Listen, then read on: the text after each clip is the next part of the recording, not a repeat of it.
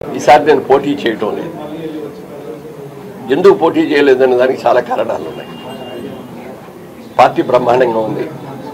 ఇవాళ నేను పోటీ చేస్తే క్రితంసారి నేను పోటీ చేసినప్పుడు 1,68,000 ఓట్లు మెజార్టీతో 7 ఎమ్మెల్యేలను కూడా గెలిపించుకొని తెలుగుదేశం పార్టీలను అత్యధిక మెజార్టీతో గెలిచాను. ఈసారి ఇప్పుడు నేను పోటీ చేస్తే 2 లక్షల పైగా మెజార్టీతో గెలుస్తాను అనే దాంట్లో ఏ విధమైన డౌట్ లేదు. అంత బాగుంది. ఆ రోజున అనుకూలించని పరిస్థితులు ఉన్నప్పుడే ఆ మెజార్టీ వస్తే ఇవాళ అన్ని అనుకూలంలో పరిస్థితుల్లో డెఫినెట్గా 2 లక్షల పైన ఈజీగా తేగలను. మరి అన్నీ బాగున్నప్పుడు ఎందుకు వెళుతున్నామయ్యా అంటే నాకు కొన్ని జీవితంలో నెరవేర్చుకోవాల్సిన చేయాలి కొన్ని ఉన్నాయి.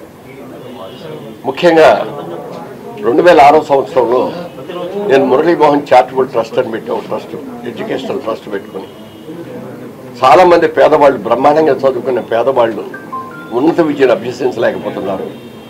అలాంటి ఎఫిషియెంట్ పీపుల్ని, పేదవాళ్ళని ప్రతి సంవత్సరం కొంతమందిని అడాప్ట్ చేసుకొని వాళ్ళకి ఇంజనీరింగ్ కానీ, మెడిసిన్ కానీ, ఐఐటి కానీ, బిట్స్ పిల్లని కానీ, లేకపోతే ఐఏఎస్లు కానీ ఇలాంటి వాటికి అన్నిటికీ సంబంధించినటువంటి ఎడ్యుకేషన్కి మనం సహాయపడాలి.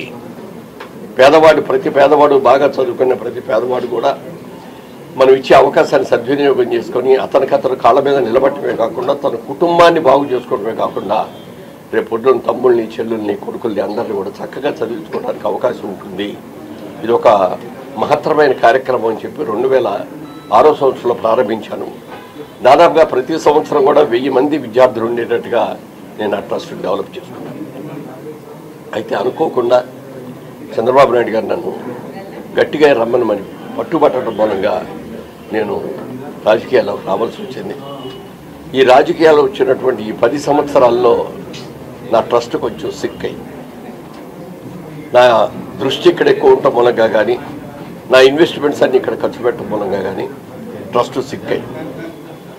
దాన్ని ఇప్పుడు ఇట్ ఈజ్ హై టైమ్ అని అనిపించింది నాకైతే. ఇంకా రాజకీయాల్లోనే ఉండి ఇక్కడే ఉండేదానికంటే కూడా ఓ పర్పస్ఫుల్గా ఒక ట్రస్ట్ని మెయింటైన్ చేయాలి. నా ఉద్దేశం 2006లో మొదలుపెట్టినప్పుడు 2020 నాటికి 100 crores ఫిక్స్డ్ డిపాజిట్లో బ్యాంకులో డిపాజిట్ చేయాలని, దాని మీద వచ్చే ఇంట్రెస్ట్తో ఎవ్రీ ఇయర్ 1000 మంది స్టూడెంట్స్తో ఉన్న ట్రస్ట్ని బాగా నడిపించాలని నా కోరిక. ఈ రాజకీయాల్లోకి రావటం మూలంగా కోరిక తీరలేకపోయింది, కుంటుపడింది. అది దాన్ని ఇవాళ నుంచి రివైవ్ చేయడానికి మనస్ఫూర్తిగా నడుము కట్టాను. రాబోయే ఇక ఎక్కువ కాలం నేను, ఎందుకంటే మ్యాక్సిమం ఇప్పుడు 80లోకి వచ్చేస్తున్నాను. రేపు జూన్కి వచ్చినప్పటికి 80లో ఎంటర్ అయిపోతున్నాను. మహా అయితే ఇంకో 10 ఏళ్ళు యాక్టివ్గా తిరగలుగుతాం. ఎంతకాలం బతుకుతాం అనేది పక్కన పెడితే యాక్టివ్గా తిరగలిగేది. ఎందుకంటే నా వయసులో ఉన్న వాళ్ళు ఇప్పటికే తిరగలేని చాలామంది ఉన్నారు. కానీ నేను సిస్టమేటిక్గా ఉండటం మూలంగా కానీ, నా ఫ్యామిలీ జీన్స్ మూలంగా కానీ, నేను చేసే ఎక్సర్సైజుల మూలంగా కానీ నేను యాక్టివ్గా ఉన్నాను. ఇంకో 10 ఏళ్ల వరకు కూడా యాక్టివ్గా ఉండగలను.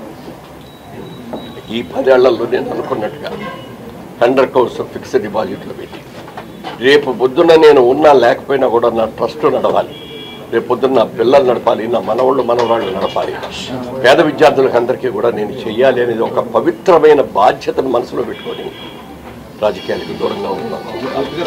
నేను ఎంత ట్రస్ట్ కోసం అని బయటకు వెళ్ళినా పార్టీకి మాత్రం 100కి 100 పాళ్ళు నా సేవ అందిస్తాను. నన్ను ఎవరో ఏదో బెదిరిస్తే నేను వెళ్ళిపోయానో భయపడియాను కాదు. నేను ఎవరికీ భయపడను. ఎందుకంటే నేను తప్పు చెయ్యను, నీతిగా ఉంటాను, నిజాయితీగా ఉంటాను.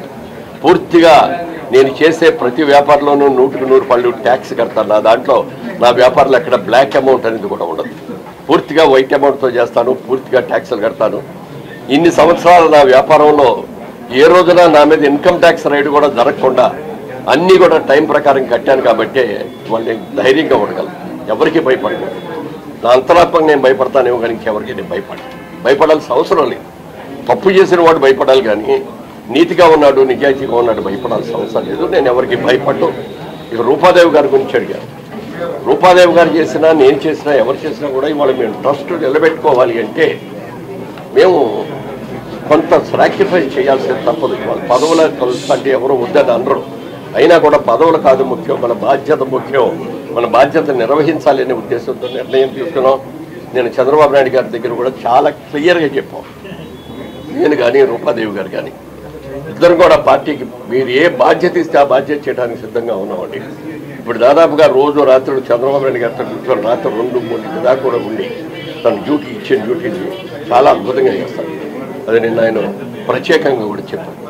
అందుకని రేపు పొద్దున ఆయన ఏ బాధ్యత ఇచ్చి ఇది మీరు చెయ్యండి అంటే చేయడానికి సిద్ధంగానే ఉన్నాం తప్ప భయపడి పారిపోవటం, ఒళ్ళు దాచుకోవటం ఇంకోటో మాత్రం కాదు. మాకు ఎవరి మీద ఏ విధమైన అనుమానాలు కానీ, భయాలు కానీ, బెదిరింపులు కానీ మా మీద ఎవరి మీద లేదు.